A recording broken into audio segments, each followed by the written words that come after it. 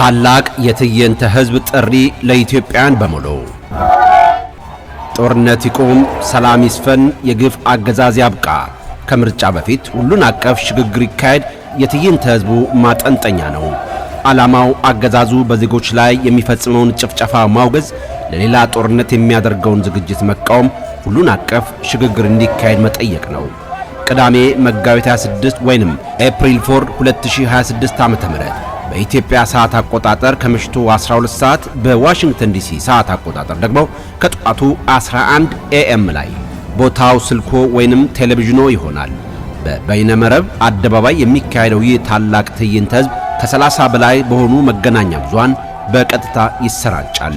በሀገሪቱ የሚዲያ ታሪክ ለመጀመሪያ ጊዜ ከ1 ሚሊዮን በላይ ህዝብ በዩቲዩብ ከ10 ሚሊዮን በላይ ህዝብ በሳተላይት ቴሌቪዥን በቀጥታ ይከታተለዋል።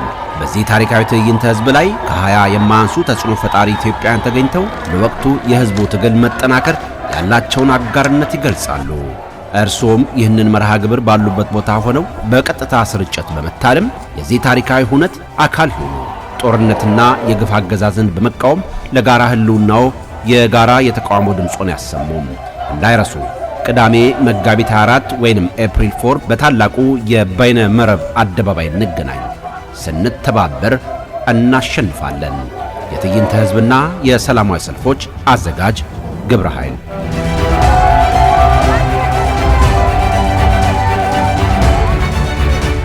ሰላም ጤና ይስጥልን ተመልካቾቻችን፣ እንደምን ዋላችሁ እንደምን አመሻችሁ። ከአንከር ሚዲያ ዝግጅት ክፍል የአክብሮት ሰላምታችንን እናቀርባለን። የኢትዮጵያ የጸጥታ ችግር እየተባባሰ ነው ተባለ። በተለያዩ አካባቢዎች የሚታዩት የጸጥታ ችግሮች መባባሳቸውን መረጃዎች ያመለክታሉ። በሱዳን ድንበር ላይ ጦርነት መቀስቀሱም ተሰምቷል።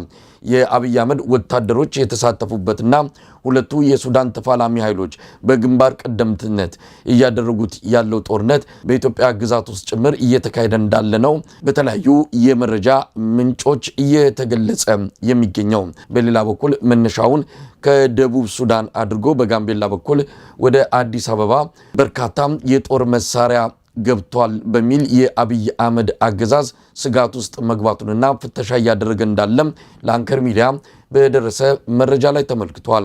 በአማራ ክልል በተለያዩ ቀጠናዎች የአማራ ፋኖ ብሔራዊ ንቅናቄ የሚያደርገው ተጋድሎም ተጠናክሮ ቀጥሏል። በጎጃም በተለያዩ አካባቢዎች በአገዛዙ ሰራዊት ላይ ከፍተኛ ኪሳራ ያደረሱ ጥቃቶች መሰንዘራቸውን ነው ከአማራ ፋኖ ብሔራዊ ንቅናቄ ህዝብ ግንኙነት ክፍል ያገኘነው መረጃ የሚያመለክተው። ተመልካቾቻችን የምርጫውን ወቅታዊ ሁኔታዎች መዳረሻ አድርገን በኢትዮጵያ የተለያዩ ጉዳዮች ላይ በማተኮር ወደ እናንተ የምናቀርበውን የአንከር መረጃ ክፍለ ጊዜ እንድትከታተሉ እንጋብዛለን። የሰብአዊ መብት ተሟጋች ያሬድ ኃይለማርያም አብሮኝ ይቆያል። መልካም ጊዜ።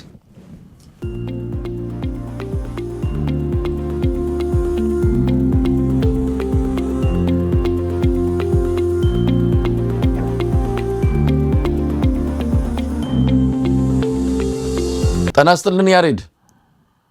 ጤና ይስጥልን መሳይ፣ እንደምን አለ? በጣም አመሰግናለሁ ያሬድ። እንግዲህ በተለያዩ ጉዳዮች ላይ እናተኩራለን። ያው የምርጫው ነገር አሁንም በሰፊው እየተነሳ ያለ ጉዳይ ነው። ምርጫው በራሱ አጀንዳ መሆኑ በአብዛኛው የኢትዮጵያ ህዝብ ዘንድ ጥሩ ስሜት እየሰጠ አይደለም።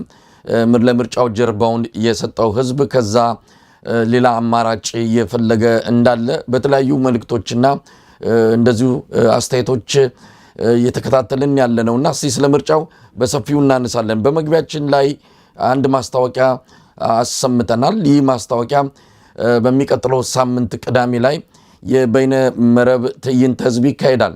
በኢንተርኔት የሚካሄደው ትዕይንተ ህዝብ 1 ሚሊዮን ሰው ይከታተለዋል ተብሎ ይጠበቃል። በእጅ ስልኩ በኮምፒውተሩ አማካኝነት እንደዚሁም በሳተላይት ቴሌቪዥን ወደ 10 ሚሊዮን የሚጠጋ ኢትዮጵያዊ የሚሳተፍበት የኢንተርኔት ትዕይንተ ህዝብ እንደሚሆን ነው እንግዲህ አዘጋጆቹ እየገለጹ ያሉት። ስለዚህ ዝግጅት ስለዚህ ሰልፍ የምትለን ነገር ይኖራል? ምክንያቱም ጋዜጣዊ መግለጫው ላይ ባለፈው አንተም ነበርክበትና እስቲ የተወሰነ ነገር ስለዚሁ ሰልፍ የምትለን ካለ። አመሰግናለሁ መሳይ።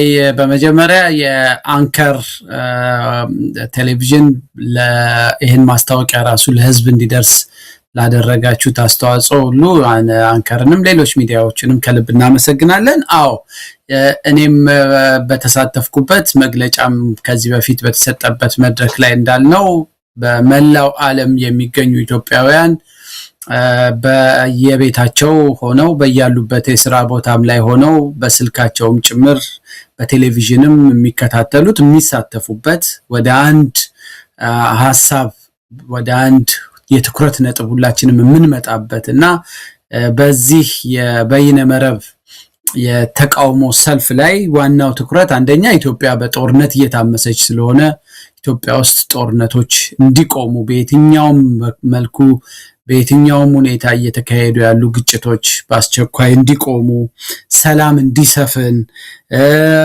የግፍ አገዛዝ ኢትዮጵያ ውስጥ ስር ሰዶ መልኩን ቀይሮ ኢትዮጵያ ከግፍ አገዛዝ ነፃ ወጥታ አታውቅም። ግን አሁን ያለንበትን አይነት እጅግ አስከፊ ደረጃ ላይ ደርሶ አያውቅምና የግፍ አገዛዝ ኢትዮጵያ ውስጥ እንዲነጥፍ እንዲያበቃ እና በይስሙላ ከሚካሄደው ምርጫ በፊት ደግሞ ኢትዮጵያን ሊያድናት የሚችለው ወደ ተረጋጋ የፖለቲካ አውድ ሊወስዳት የሚችለው የሽግግር ስርዓት ውስጥ መግባት አለባት ብለን ስለምናምን እዛ ላይ ያተኮረ የኢትዮጵያን ሕዝብ በዚህ ላይ ያተኩሮም ወደፊት ወደ ህዝባዊ የእምቢተኝነት ንቅናቄ ጭምር እንዲገባ ጥሪ ለማድረግ የተዘጋጀ የበይነ መረብ ጥሪ ነውና የፊታችን ቅዳሜ ነው የሚካሄደው። እዛ ላይ እንግዲህ በሰፊው ኢትዮጵያውያኖች ሁሉ የሚሳተፉበት የፊታችን ሲባል የነገው ቅዳሜ አይደለም፣ የሚቀጥለው ሳምንት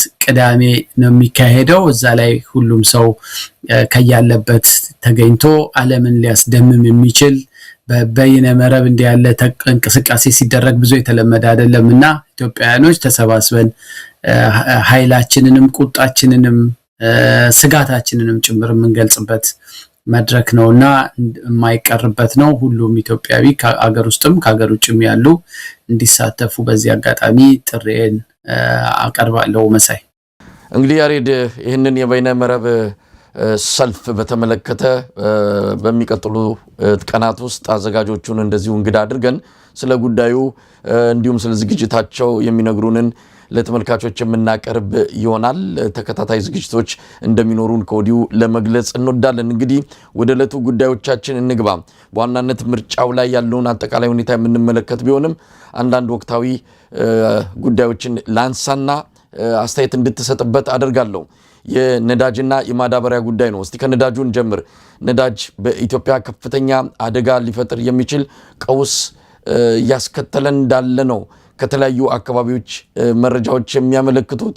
እንደምንሰማው ከሆነ በአሁኑ ሰዓት አብዛኞቹ የኢትዮጵያ ጎዳናዎች ተሽከርካሪዎች የሚታዩባቸው አይደሉም። በነዳጅ እጥረት ምክንያት ተሽከርካሪዎች የቆሙበት ሁኔታ ነው የተፈጠረው። በነዳጅ ማደያ አካባቢ ከ2 ኪሎ ሜትር የሚዘልቅ የነዳጅ ሰልፍ እንዳለም ነው በቪዲዮ ጭምር ተደግፎ የመጡ መረጃዎች የሚያመለክቱት። የነዳጁ ጉዳይ በጣም አሳሳቢ ነው። የመካከለኛው ምስራቅ ላይ የተፈጠረው ቀውስ እንደ ምክንያት እየተገለጸ ይገኛል በአብይ አህመድ አገዛዝ በኩል።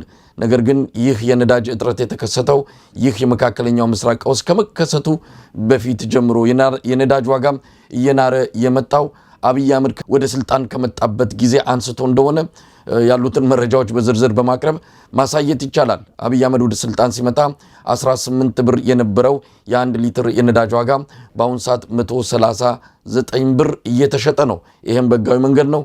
በአንዳንድ ህገወጥ በሊትር እስከ 500 ብር፣ አንዳንድ ቦታዎችም እስከ 1000 ብር እየተሸጠ እንዳለ ነው የሰማ ነው። ሁኔታው በጣም አሳሳቢ ነው። ብዙ ነገሮችን እያመሰቃቀለ እንዳለ ነው የሚገለጸው። እንግዲህ ነዳጅ ሲባል ቀጥታም ከሸቀጦች ምርት ጋር ከተለያዩ ህብረተሰቡ ከሚገለገልባቸው ምርቶች ጋር የሚገናኝ በመሆኑ ከፍተኛ የዋጋ ንረት ከወዲሁ እየተስተዋለ ይገኛል። እስቲ ከነዳጁ እንጀምር። የነዳጁን እጥረት በተመለከተ ምን ማለት ይቻላል ያሬድ? አመሰግናለሁ መሳይ። የዚህን የነዳጅ እጥረቱን ጉዳይ የአገዛዝ ስርዓቱ ሊያደናግር በሚችልበት አንዱ ምክንያት ልክ ችግሩ መካከለኛው ምስራቅ ከተነሳው ከኢራን የእስራኤልና አሜሪካ ግጭት ጋር አያይዞ ዋና ምክንያት እሱ ሊያደርገው ይችላልና ለአድማጮችም ለኢትዮጵያም ሕዝብ መግለጽ የምንፈልገው ይሄ ዓለም አቀፍ ቀውሱ እንደ ኢትዮጵያ ላለ ሀገር በእንቅርት ላይ ጆሮ ደግፍ ነው። ኦሬዲ ኢትዮጵያ ውስጥ ላለፉት በርካታ ዓመታት አንተም እንዳልከው እኔ አዲስ አበባ ሞኜ በየማደያው ሁሉ ጊዜ ችግር አለ። በየ3 ወሩ በየምኑ የነዳጅ ጥረት ሰዎች እስከ ሌሊት 8 ሰዓት 9 ሰዓት ሌሊት በየማደያው ተሰልፈው የሚቀዱባቸው ጊዜያቶች አሉ። የነዳጅ ጥረት በከፍተኛ ሁኔታ የችግር ውስጥ የነበረበት ነው። እሱ የተለያዩ ምክንያቶች አሉት። አንደኛ ያው መንግስት ለነዳጅ ያደርግ የነበረውን ሰብሲዲ ወደ ጦርነት፣ ለግጭት፣ ለድሮን መግዣ፣ ለእርስ በርስ እልቂት፣ ለወታደራዊ ኢኩፕመንቶች እያዋለው ስለሆነ የነዳጅ ላይ ያደርግ የነበረውን ድጎማም በመቀነሱ ምክንያት ከዛ ጋር የተያያዙ ችግሮች ተፈጥረው ነበረ። በዛ ምክንያት የዋጋ ንረቱም በዛ ያን ተከትሎ የመጣ ነው የመንግስት የሰብሲዲን ማንሳት። ሁለተኛ ግን ከፍተኛ የሆነ ውንብድና ብለው ነው የሚሻለው የሚቀለው ቃል የመንግስት አሁን እንደውም በቅርቡ የተወሰኑ ሹሞች ሁሉ ተጠያቂ ናቸው በሚል አይነት የተያዙ ሰዎች መኖራቸው የምንለውን ነገር ሌብነት፣ አይን ያወጣ ሌብነት በነዳጅ ላይ በጣም ሰንሰለት ያለው የተደራጀ ኃይል የባለስልጣናቶች ያሉበት አሁን መንግስት የሚያረጋግጠው ነዳጅን በጎን እያወጡ የመቸብቸብ ስራዎች ይሰሩ ነበረ። እንደውም ሰሞኑን መደዳውን ዜና ሁሉ በደቡብ ክልል እንደዚህ አይነት የፖሊስ አዛዦች እንደዚህ ሰዎች ነዳጅ ሲሸጡ፣ ሲያሻግሩ፣ ሲያስመልጡ ኢትዮጵያ ውስጥ የገባ ነዳጅ መልሶ ከሀገር እየወጣ ሁሉ የሚሸጥበት የውንብድና ስራ የሚሰራበት ሀገር ስለሆነ በዛ ውስጥ ደግሞ በከፍተኛ ስልጣን ላይ ያሉ ሰዎችም እጅ እና የመከላከያ ሰዎች እጃቸው ስላለበት ኢትዮጵያ ውስጥ ያለው ነዳጅ የመካከለኛው ምስራቅ ጦርነት ባይነሳም ይከሰት ነበር። የዛ ጦርነት መነሳት ደግሞ ችግሩን አባብሶታል። የሚያስፈራው እንግዲህ በተለይ በዚህ በኢራን በዘጋችው የሁሙስ መተላለፊያ መስመር ላይ እንደውም እንግዲህ አንድ ዜና ላይ እውነት ከሆነ ከተረጋገጠ አንድ የኢትዮጵያ መርከብ ሁሉ ማለፍ እንዳይችል ከተደረጉ መርከቦች አንዱ እሱ ነው። ያ ደግሞ ጠቅላይ ሚኒስትሩ በወገንተኝነት የያዘ አቋም በዚህ ስንቱ የአውሮፓ ሀገሮች በዝምታ በተቀመጡበት እነ ቻይና የዓለም ሀያል ሀገሮች አፍሪካ ውስጥ አብዛኛው ኦልሞስት ኦል የአፍሪካ ሀገሮች ድምጻቸውን ባጠፉበት ጠቅላይ ሚኒስትሩ ከዩኤኢ የሚገኙ ሽርፍራፊ የዶላር ድጎማዎችንም ለመሰብሰብም ለግልዝናም ይሁን ተንደርድሮ እሳት ውስጥ አገሪቷን የከተተበት ሁኔታም አብሮ ለዚህ ኮንትሪቢዩት እንደሚያደርግ ነውና የተወሰኑ ሀገሮች በተለይም ደግሞ በዛ ግጭት ውስጥ ቀጥተኛ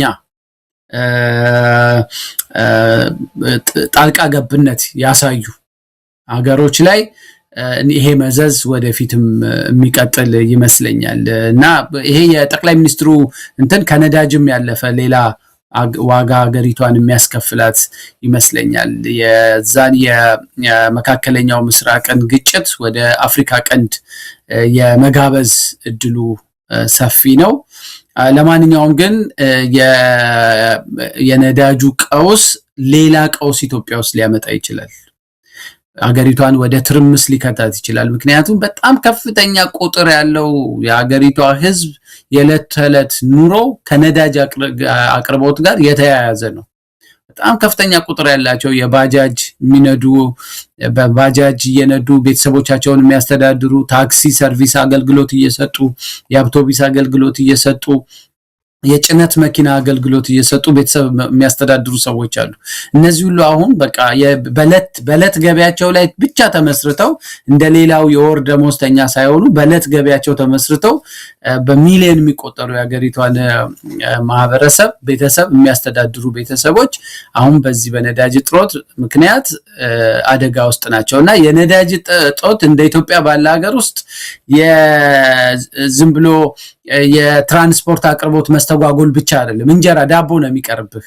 ረሃብ ነው የሚመጣው ቤተሰብ ውስጥ አደጋ ነው የሚመጣው እና ያ በራሱ እንግዲህ ወደፊት ምን አይነት ቁጣ ሊፈጥር እንደሚችል መገመት ይቻላል ግን ቀውሱ እንዲህ በቀላሉ ምን ወጣው አይደለም ሌላው ምናልባት እዚህ ላይ መጠቀስ ያለበት ብዙ ሀገሮች የሚገርምህ ሁሌ ሪዘርቭ አደጋ ኤኒ ናቹራልም በጦርነትም እንደዚህ አይነት ጦርነትም ተከስተው አደጋዎች ሊመጡ ይችላሉ የሚል ስጋት ስላላቸው ብዙ ሀገሮች ለተወሰኑ አመታት ሊጠቅም የሚችል ሪዘርቭ ያደርጋሉ ኢትዮጵያ ውስጥ አሁን የተፈጠረው ነገር ያንን ለሪዘርቭ የተያዘውንም የነዳጅ ክምችት በኮራፕሽን እና ለወታደራዊ አገልግሎት እንዲውል የተደረገበት ሁኔታ ስላለ ለማረጋጋት እንኳን መንግስት የሚችልበት አቅም ያለው አይመስለኝም እና ይሄ ትልቅ ቀውስ የኢኮኖሚም የሰላም መታጣትንም ግጭቶች ሁሉ ሊያስከትል የሚችል ቀውስ የሚፈጥር ይመስለኛል መሳይ እንግዲህ ያሬድ የነዳጅ ዋጋ የጨመረ መምጣት የነዳጅ እጥረት መከሰት ከፍተኛ ማህበራዊ ቀውስ ሊያስከትል እንደሚችል ከወዲሁ ምልክቶች እየታዩ ነው በእንቅርት ላይ ጆሮ ደግፍ እንዲሉ በፊት የነበሩት ማህበራዊ ቀውሶች አሁን የነዳጅ እጥረት መከሰቱን ተከትሎ ከፍተኛ የሆነ የህዝብ ተቃውሞ ሊከሰት ይችላል የሚል ስጋት በአገዛዙ ዘንድም እንዳለ ነው የሚነገረው እንደምንሰማው ከሆነ የነዳጅ እጥረቱ ምናልባት የመካከለኛው ምስራቅ ቀውስ ቢረግብ እንኳን መፍትሄ ቢያገኝ እንኳን ተመልሶ መፍትሄ የሚያገኝ እንዳልሆነ ነው የሚነገረው ምክንያቱም የአብይ አህመድ ጀነራሎችም ሆነ የፖለቲካው ባለስልጣናት ከፍተኛ በሆነ ሙስና ውስጥ ገብተዋል የነዳጁ እጥረትም አንድም የተከሰተው በዲፖ የተቀመጠው ለተጠባባቂ ተብሎ የተከማቸው ነዳጅ ጭምር ነው እያወጡ ሲሸጡ የከረሙት ወደ ጎረቤት ሀገራት በከፍተኛ ዋጋ ሲሸጡ እንዳለ ነው በተለይ የአብይ አህመድ ጀነራሎች በዋናነት እየከበሩ ያሉት ይሄንኑ ነዳጅ እየቸበቸቡ እንደሆነ ብዙ መረጃዎችን በመጥቀስ መግለጽ ይቻላል ሰሞኑን ነገሩ እየገፋ ሲመጣባቸው የተወሰኑ አሳዎችን በመያዝ ችግሩን እንቀርፈዋለን ሌቦችን ይዘናል ሙስና ላይ ተሰማርተው ነዳጁን ሲቸበችቡ የነበሩ ባለስልጣናትን ይዘናል አሉ ነገር ግን ዋና በዚህ ጉዳይ ላይ ተዋናይ የሆኑት የቀጠናዊ ትስስር ሚኒስትሩ ዶክተር ካሳሁን ጎፌን ጨምሮ በዚህ ጉዳይ ላይ እጃቸው ያለበት ኔትወርክ ሰርተው መረብ ዘርግተው ይህንኑ ነዳጅ ሲቸበችቡ ነበረ አብይ አህመድ ይህን ሰው ያይነካው ምክንያቱም ይሄው የነዳጅ ሙስና እስከ ጠቅላይ ሚኒስትሩ ቢሮ ድረስ የተዘረጋ እንደሆነ ነው መረጃዎች የሚያመለክቱት ስለዚህ እንዲሁ የመካከለኛውን ምስራቅ ምክንያት እያደረጉ ይሄንን የነዳጅ ቀውስ ህዝቡ ላይ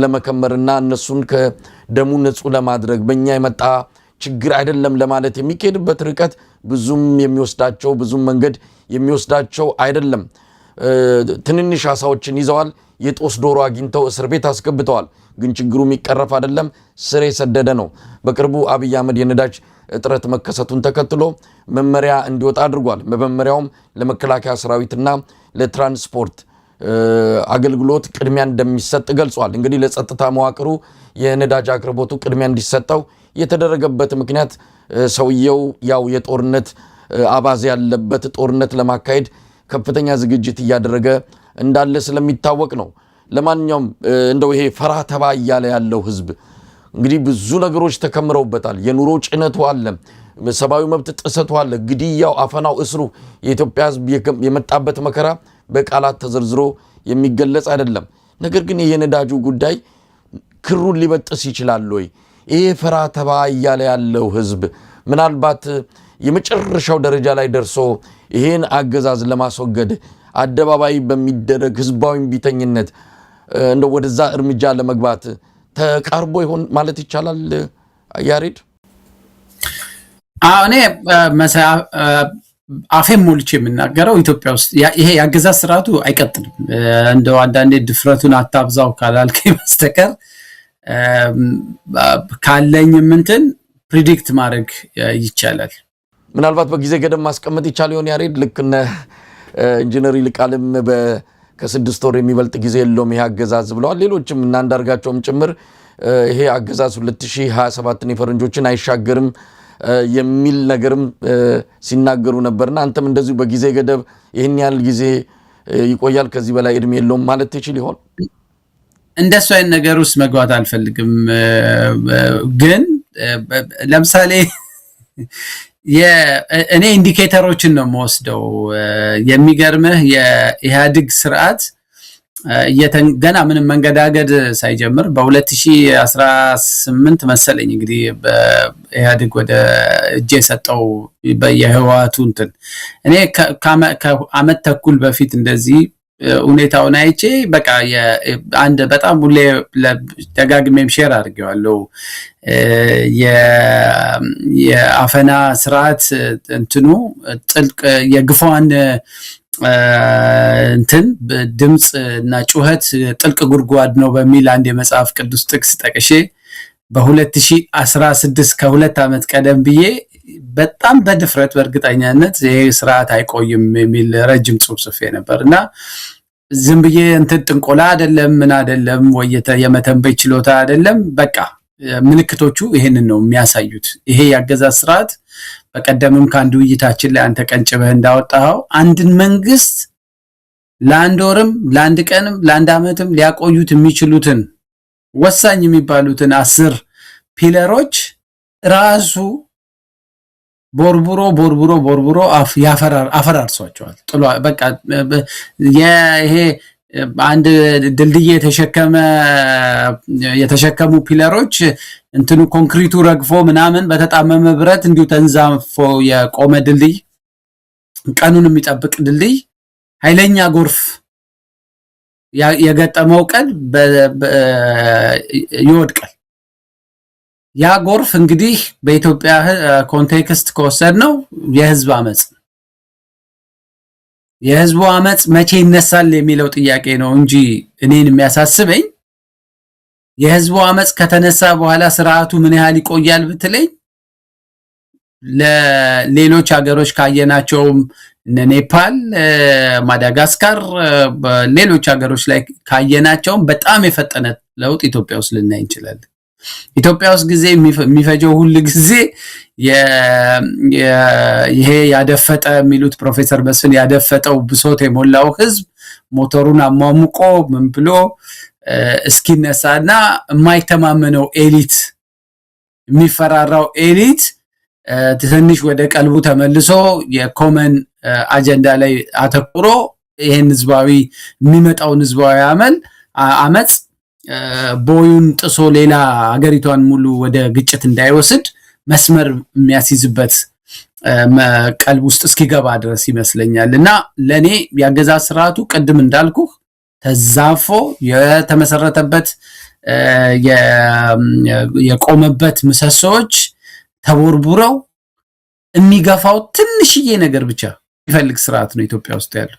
እነዛን 10 ያልኳቸውን የህግ የበላይነት፣ የሙስና፣ የተጠያቂነት ብለን የንዘረዘርናቸውን ፒለሮቹን ቦርቡሮ ዳውም ራሱን የቦረቦራቸው ውስጡ የሰገሰጋቸው ሙሰኞች ናቸው የቦረቦሩት።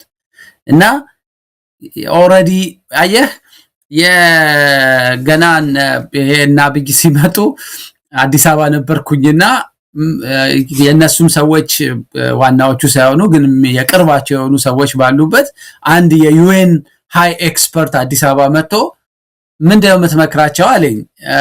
እንዴት ታየዋለህ ለውጡን አለኝ። ይሄ ለውጥ የኢህአዴግ ስርዓት የተመሰረተበት እንትን ልክ እንደ ፒራሚድ አይነት ወደ ታች ሲወርድ ኃይለኛ የሆነ በጥቅም በደሞዝ የሚከፈለው ቢሮክራት የያዘ ወደ ላይ ደግሞ እየጠበበ ጥቂት ሰዎች የሚመሩት ነው እና አብይ ያንን አናት ነው የያዘው። ወደ ታች ያለው አደገኛው ቢሮክራሲ ሊቋቋማቸው አይችልም፣ ይውጡታል። ነገ ዋናው እነሱን ይዞ ለመቆየት ሲል ደግሞ ዋናው መሪ የዛ የተበላሸ የኮራፕሽኑ የወንብድናው የጥፋቱ መሪ ይሆናል ምርጫ ስለማይኖረው። እንዴት ይቀለበሳል አለኝ። ሌላ ፒራሚድ ፈጥረህ ከላይ ወደ ታች፣ ይሄኛው ፒራሚድ እንደዚህ ነው፣ ሌላ ፒራሚድ የተዘቀዘቀ ፒራሚድ ፈጥረህ ኢህአዴግ ያስቀመጠውን ያደራጀውን ቢሮክራሲ መበታተን ያስፈልጋል። እዛ ቢሮክራሲ ውስጥ ባልነበረ ኢትዮጵያ ያንን መስራት ስላልቻሉ አሁን አብይ እዛ ውስጥ ገብቶ ዳይቭ አድርጎ እየዋኘ ያለበት እንትን ነውና ለኔ ይሄ ስርዓት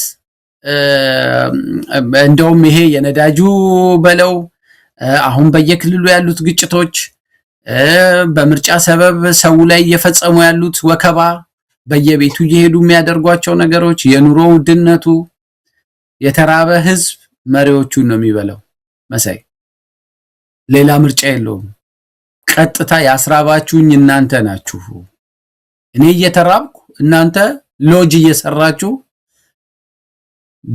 በናይት $500 የሚከፈልባቸው ሎጆች እየሰሩ ሰላም በሌለበት አቀር ቱሪስት የሚጠብቁ ሰዎች ናቸው ጠቅላይ ሚኒስትሩ ምክትል ጠቅላይ ሚኒስትሩ ይሄን ሰሞን አይታቸው እንደሆነ እየዞሩ ሎጅ ይመርቃሉ እንደገና ደግሞ እነዚህን የሰራናቸውን የሚያበረቀርቁ ነገሮች ለምን አታደንቁልንም ይላሉ የተራበ ህዝብ እንዴት ነው የተሰራ ሎጅ ቁጭ ብሎ የሚያደንቀው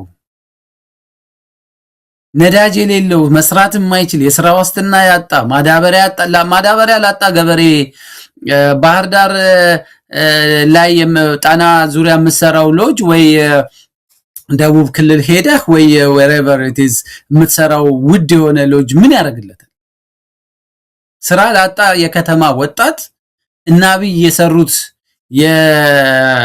የአዲስ አበባ ውብ ወይ የጅማ ውብ ኮሪደሮች ጅማ ውስጥ ላለ ምንም ስራ ለሌለው ለሚራብ ወጣት ምን ይሰራለታል ለቲክቶከሮች ጠቅመዋል ፎቶ እየተነሱ እና አብይ ስፖንሰር ለሚያደርጓቸው ቲክቶከሮች ባክግራውንድ ነው የባክግራውንድ ስክሪን አሁን ስክሪን መጥፎስ የባክግራውንድ መጥፎ ሲሆን ጥሩ የኦንላይን ስክሪን ክሬት ታደርጋለህ አሁን ግን እሱን ሰርተውላቸዋል ከዛ ውጪ ከኦንላይን ስክሪን ያለፈ የኢኮኖሚ ፍጆታ እንኳን የለውም የኢኮኖሚ ውጤት የለውም ስለዚህ ይሄ ህዝብ መሳይ መቼ ያመጻል ብለ አጠይቀኝ I can't እሱን መመለስ አልችልም የኢትዮጵያ ህዝብ ያመጸቀን ቅን ኃይለኛ ግፊት ይዞ የሚመጣ ጎርፍ ስለሚሆን ድልድዩን ከነመሰረቱ ጠረማምሶት ይሄዳል የት እንደሚያቆመው ማታቀም ያ የፈራረሰ ድልድይ እንግዲህ ያሬድ ያው የነዳጁ ጉዳይ ብቻ አይደለም የማዳበሪያውም ሁኔታ እጅግ አሳሳቢ እንደሆነ ራሱ አብይ አህመድ የሚደብቀው ስላልሆነ በቅርቡ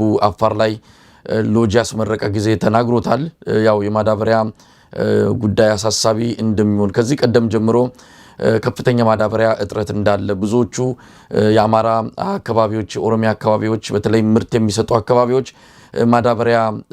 በማዳበሪያ እጥረት ከፍተኛ ሆነ ችግር ውስጥ እንደገቡ ሲነገር ነበር የአብይ አህመድ ቁጥር ያው እንደተለመደው ነው በዚህ ማዳበሪያ እጥረትም በዚህ ከፍተኛ ችግር የሰላም እጦት የሚያለ በምርት ደረጃ ከፍተኛ ስኬት አስመዝግበናል የሚለው የተለመደው ዲስኩር አሁንም በዚህ ወቅት እንኳን ማዳበሪያ እጥረት ገጥሟል ነዳጅ የለም እየተባለ አሁንም 2 ሚሊዮን ኩንታል እህል እንጠብቃለን እያለ ነው ለማንኛውም የማዳበሪያው ጉዳይ በራሱ ትልቅ አደጋ ይዞ መጥቷል አብይ አህመድ የሚሻገረው አይደለም እንግዲህ ሌሎች ማዳበሪያ አቅራቢ ሀገራትም ለራሳቸው ለውስጥ ፍጆታ እንደሚጠቀሙ እየገለጹ ይገኛሉ ወደ ውጭ አውጥተው የሚሸጡበት ሁኔታ እንደሌለ ከወዲሁ በስፋት እየገለጹ ያሉበት ሁኔታ ለእንደ ኢትዮጵያ ያሉ ሀገራት ትልቅ መርዶ ነው ማለት ይቻላል እስቲ ወደ ጸጥታና ሰላም ጉዳይ እንምጣ የጸጥታው ጉዳይ እጅግ አሳሳቢ ነው ቀደም ሲል በመግባይ ላይ እንደገለጽኩት በበርካታ የኢትዮጵያ አካባቢዎች ያለው ቀውስ እንደቀጠለ ነው አዳዲስ ችግሮችም እየተከሰቱ ነው በተለይ በሱዳን ድንበር አካባቢ ያለው ሁኔታ አሳሳቢ እንደሆነ ነው እንግዲህ የውጭ መገናኛ ብዙሃን በተለያየ መረጃ እየገለጹ የሚገኙት ሰሞኑን ዳርዳር ሲል የነበረው የአካባቢው የሰላም መደፍረስ አሁን ለይቶለት የፊት ለፊት ጦርነት እንደተጀመረ ነው የሚሰማው የአብይ አህመድ ሰራዊት ከሱዳን አማጺ ኃይል ጋር በመሰለፍ ከጎን በመሰለፍ ከሱዳን መንግስት ጦር ጋር እየተፋለመ ነው ኩብሩክ የተባለች አካባቢ ያው ድንበር ላይ ያለች አካባቢ ናት ስለዚህ የኢትዮጵያ የጸጥታ ችግር እየተስፋፋ መጥቷል ጦርነቱ እርስ በርስ ነው የሚባለው እንዳለ ሆነው ከእንደገና ከጎረቤት ሀገራት ጋርም እንደዚሁ ፍጥጫ ውስጥ የገባንበት ጥይት እየተታኮስን ያለንበት ሁኔታ ነው የተከሰተው በላንከር ሚዲያ በደረሰው መረጃም መነሻውን ከደቡብ ሱዳን ያደረገ በጋምቤላ አሻግሮ ወደ አዲስ አበባ የገባ በርካታ የጦር መሳሪያ እንዳለም ይነገራል ለዚህም የአብይ አህመድ አገዛዝ እንግዲህ ጸጥታ ኃይሎቹ የደህንነት ኃይሎቹ ከፍተኛ ፍተሻ እያደረጉ እንዳለ ነው የሰማነው እንግዲህ የጸጥታው ችግር በዚህ አይነት ሁኔታ ቀጥሏል እንግሊዝ ማሳሰቢያ ሰጣለች ምዕራባውያን ሀገራት ዜጎቻቸው ወደ ኢትዮጵያ እንዳይጓዙ እያስጠነቀቁ ይገኛሉ የእንግሊዝ ማሳሰቢያ በአብዛኛው የኢትዮጵያ አካባቢ ዜጎቿ ጉዞ እንዳያደርጉ ጥብቅ በሆነ መልኩ ነው ማሳሰቢያውን እየሰጠችው። አሜሪካንም ሌሎቹም ሀገራት በተመሳሳይ የኢትዮጵያ የጸጥታ ሁኔታ እጅግ አስጊ እንደሆነ የሚታወቅ ነው። እንግዲህ በዚህ ወቅት ላይ ነው አብይ አህመድ ምርጫ አደርጋለሁ እያለ ተፍ ተፍ እያለ የሚገኘው። የጸጥታው ችግር እየተባባሰ ነው የሚመጣው። I'm sorry to say this ግን ከዚህም አሁን ካለንበትም እየከፋ እንደሚመጣ እሱንም በድፍረት መናገር እችላለሁ በሁለት ምክንያት። አንደኛው የጸጥታው ችግር ኢትዮጵያ ውስጥ አሁን የመጣው አንዱ የአገዛዝ ስርዓቱ ኃይል መዳከም ነው። በሁለት ምክንያት ኃይሎቹ ተዳክመዋል። አንደኛ በሁሉም የሀገሪቷ ክልል ግጭት እየለኮሰ የግጭት ምክንያቶችንም እየፈጠረ እየፈበረከ ከሁሉም ኃይሎች ጋር ጸብ ውስጥ ነው ያለው የአገዛዝ ስርዓቱ እና ደግሞ ለአጭር ጊዜ ሳይሆን ላለፉት በርካታ ዓመታት ግጭት ውስጥ የቆየ ነው እና አንድ የሀገር መከላከያ ሰራዊት በዚህ ደረጃ ሙሉ ሀገሩ መከላከያ ሰራዊት በድንበር በመጠበቅ የውጭ ወራሪ ጋር የሚመጡ ጥቃቶችን በመመለስ አንዳንድ ጊዜ የሀገር ውስጥ አማጺ ኃይሎችም ሲነሱ አንድ ቦታ እንደዚህ የተወሰነ ቦታ ላይ ሲሆን ኃይሉን አሰባስቦ ስራ መስራት ይችላል። አሁን ግን የትግራይ ላይ ያለውን ውጥረት ለመቆጣጠር የመከላከያ ሰራዊቱ ከፍተኛ የሚባል ኃይል ትግራይን ከቦ ቀን ፊሽካ እስኪነፋ ያብይን ፊሽካ እየጠበቀ ነው ወይ ከሌላኛው ሳይድ ከኤርትራ አደጋ ይመጣብኛል ብሎ የተወሰነውን ሰራዊት ለኤርትራ ድንበር አቅራቢያ በሆኑ ቦታዎች ላይ አስቀምጧል። አሰብን በኃይል ቆጣጠራለሁ ብሎ በአፋር በኩል ከፍተኛ የሰራዊት ንቅናቄ አድርጓል። አማራ ክልል ሙሉ ክልሉን መቆጣጠር ተስኖታል። ከፋኖ ጋር የጀመረው የገባበት ፍልሚያ በጣም ከፍተኛ ዋጋ ነው እያስከፈለው ያለው። ብዙ ሰራዊት እንደውም አማራ ክልል የነበረውን ግጭት ሞር ተማምኖ የነበረው በክልሉ ልዩ ኃይል ድጋፍ ነበር። ግን የክልሉ ልዩ ኃይል በብዙ ቦታዎች እጅ እየሰጡ ወደ ፋኖ እየገቡበት ነው ያለው። በተመሳሳይ ሁኔታ ወደ ሶማሌም አካባቢ የዚህ ሳይቸግረው ሶማሌላንድ አካባቢ ሄዶ የለኮሰው እሳት ጣጣ ያመጣብኛል ብሎ ወደዛም አካባቢ ሰራዊቱን በትኗል። ጋምቤላ ችግር ስላለ ጋምቤላ ውስጥ እንደዚሁ ከፍተኛ ወታደራዊ እና የኢትዮጵያ መከላከያ ሰራዊት በየቦታው ነው እንዲባክን የተደረገው። በየቦታው ያልቃል። በየቦታው ኦሮሚያ ክልል ውስጥ ከቁጥጥራቸው ውጪ እየወጣ ነው።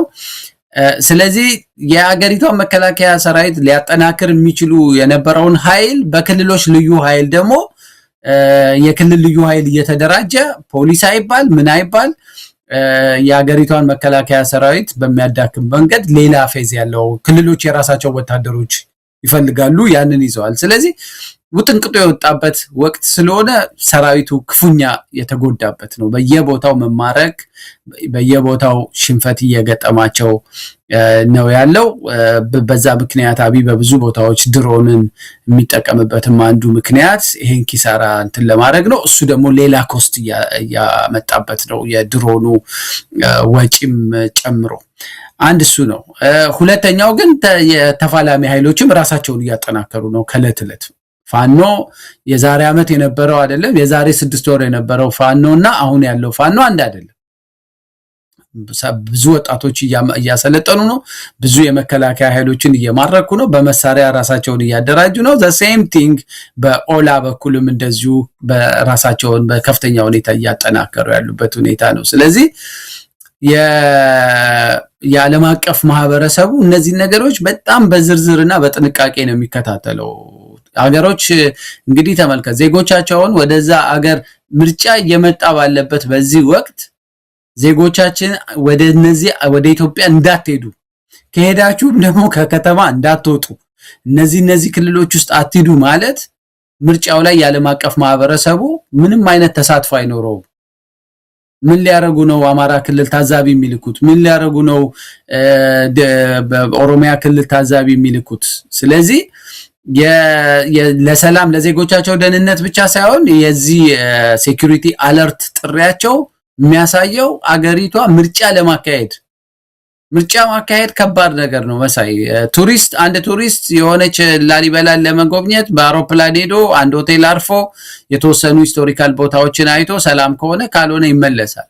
ምርጫ ማካሄድ ግን የአንድ ወር ፕሮጀክት ነው። ቢያንስ ሚኒመም ከምርጫው የተወሰኑ ቀናቶች በፊት ድምጽ የሚሰጥበትና ከዛ በኋላ ውጤት የሚወጣበትን ጊዜ አንድ የምርጫ ታዛቢ ቡድን ሚኒመም አንድ ሀገር ላይ ምርጫ ታዘባለው ካለ ከአንድ ወር እስከ 6 ወር ያሉ ጊዜዎች ይወስዱበታል።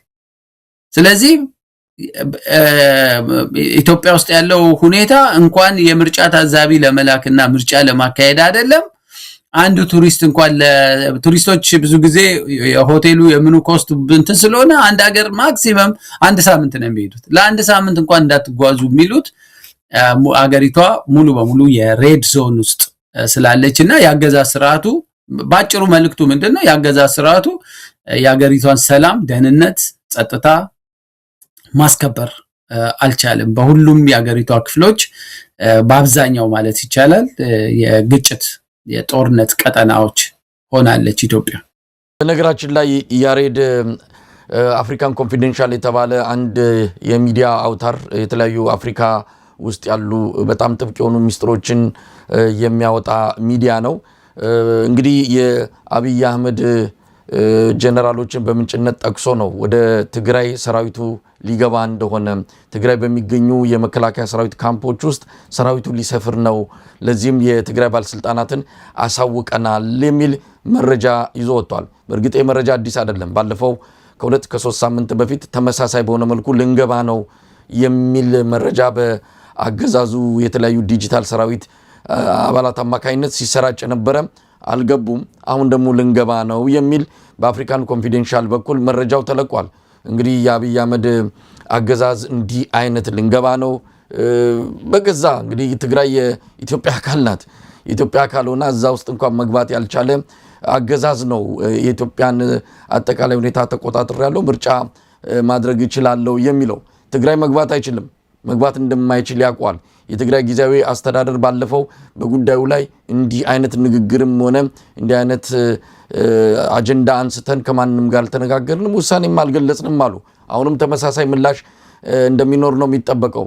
እንዲህ ልንገባ ነው እያሉ መግባት አልመቻላቸውን በየጊዜው ያሳወቁን ወይም ደግሞ ያረጋግጡ ይገኛሉ። ዳርዳር እያሉ ነው እንግዲህ ከአፋር ጀምሮ እስከ ሱዳን የተዘረጋ የሰራዊት እንቅስቃሴ እያደረጉ እንዳለም እንሰማለን።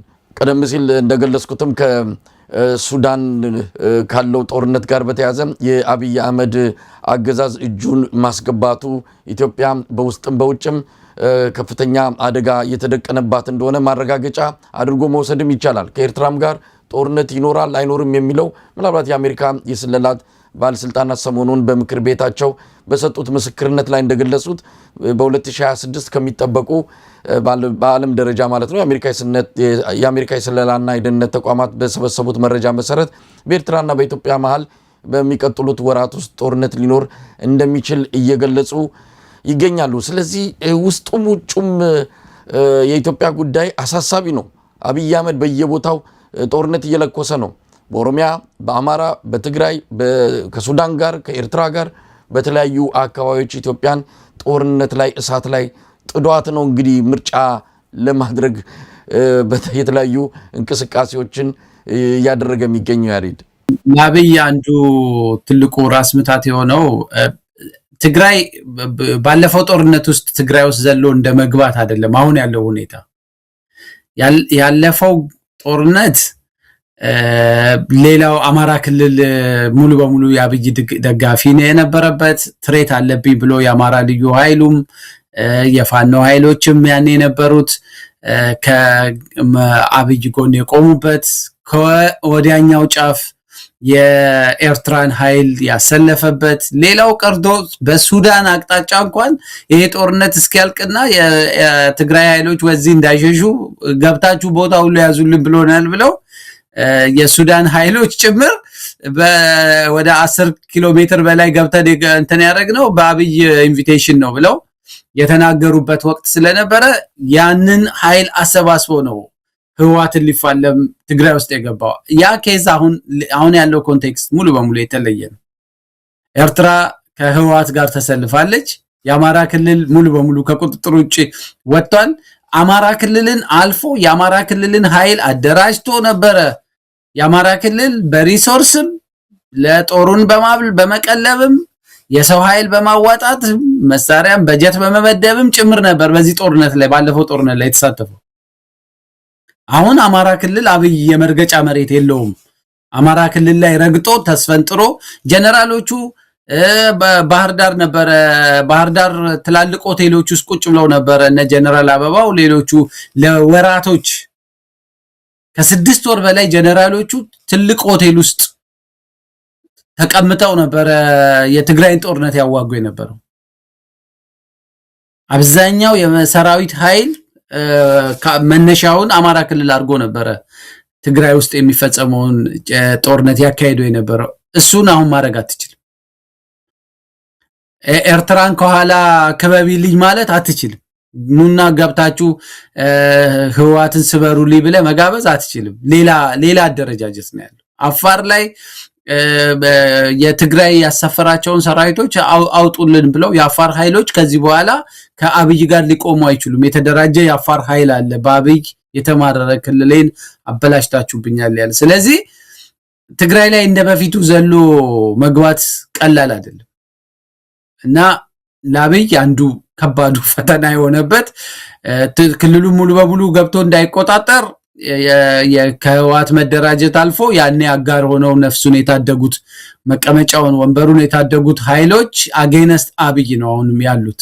ስለዚህ አንድ ጦርነት ትግራይ ላይ ቢጀምር ሌላው ባለፈው የነበሩት ኃይሎች ሁሉ ተሰባስበው ይመጡብኛል የሚል ስጋት አለው።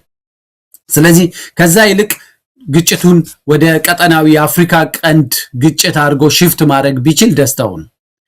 እሱን መቼ ሊያደርገው ይችላል የሚለው ጥያቄ ከዚህ በፊት ሌላ ሚዲያ ላይ ሪዮት ቴድሮስ ጸጋዬ አንስቶልኝ ነበር እና እኔ ሁለት ሴናሪዮ ነው ላስቀምጥ የምችለው። አንደኛው ሴናሪዮ አብይ ይሄንን ምርጫ ማካሄድ እንዳይችል በአገሪቷ ውስጥ ከፍተኛ ንቅናቄ ተነስቶ ህዝባዊ አመጽም ምንም ተነስቶ በማናቸው መንገድ የፖለቲካ ኃይሎችም አቋም ወስደው ቦይኮት አድርገው ይሄ ምርጫ የሚስተጓጎል ከመሰለው ከምርጫው ጥቂት ቀናትም በፊት ወደ ስቴት ኦፍ ኢመርጀንሲ አገሪቷን ከቶ የትግራዩን ጦርነት ሊለኩሰው ይችላል።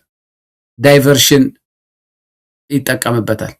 ይሄን ጦርነት ይሄን ምርጫ ያለምንም ሬዚስተንስ ምንም አይነት ጠንካራ ንቅናቄ ሳይኖርበት በሰላም መሻገር ከቻለ በማግስቱ የዛው ድምጽ የተሰጠለት ማታ ላይ ነው ዲክሌር የሚያደርገው ፓርላማውን ማሸነፉን እስኪቆጠርም አይጠብቅም።